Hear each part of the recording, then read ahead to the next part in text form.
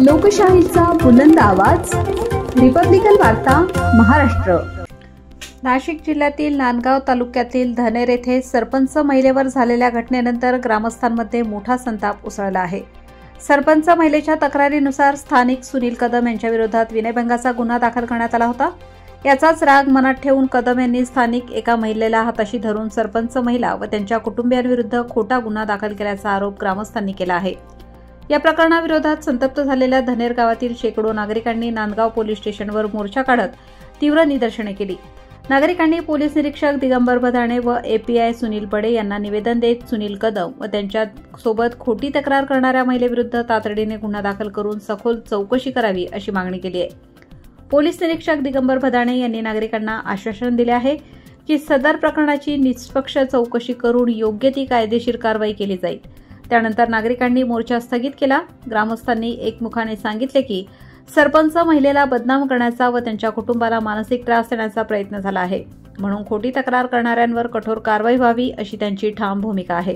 पंचायतीमध्ये ग्रामसेवक उमेश निकम यांनी सरपंचांना बोलावून अशा सेविका समाधान कदम या घराची आखणी करून दिल्यानंतर सगळं झाल्यानंतर तिनं गावगुंड सुनील वाल्मिक कदम याला बोलावून सरपंचाला शिवाय दिली।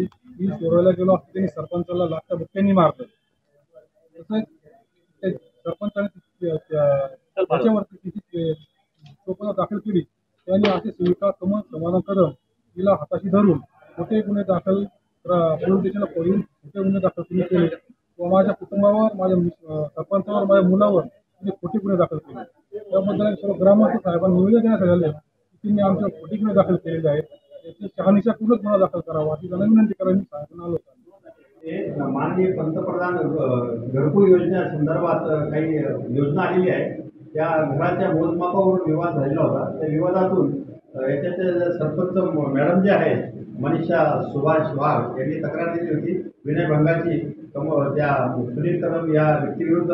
त्याच प्रकरणामध्ये एक जी महिला आहे ती लाभधारक घरकुल योजनेची कमल समाधान कदम, त्या कमल मॅडमने देखील त्याचप्रमाणे विनयभंगाच्या दोघांच्या तक्रारी आहेत। त्याच्यामध्ये याची त्या सरपंच मॅडम आहेत त्यांचं निवेदन असं होतं आज किंवा त्यांच्या वतीने जे ग्रामस्थ आलेले होते की समोरची महिला जी आहे तिने दिलेली फिर्याद ही खोटी आहे, आमची खरी आहे, त्या योग्य रीतीने तपास व्हावा अशी त्यांची मागणी होती। तर आम्ही जशा तपास हाती घेतलेला आहे त्या तपास जो आहे योग्य ते साक्षीदार तपासून जे उपलब्ध पुरावे होतील त्या पुराव्यांना आधारित पारदर्शक तपास करण्यात येईल आणि आम्ही त्याप्रमाणे मान्य न्यायालयात अहवाल सादर करणार आहोत। बाकी त्यांचं समाधान झालेलं आहे, आमचं निवेदन त्यांचं निवेदन स्वीकारलेलं आहे।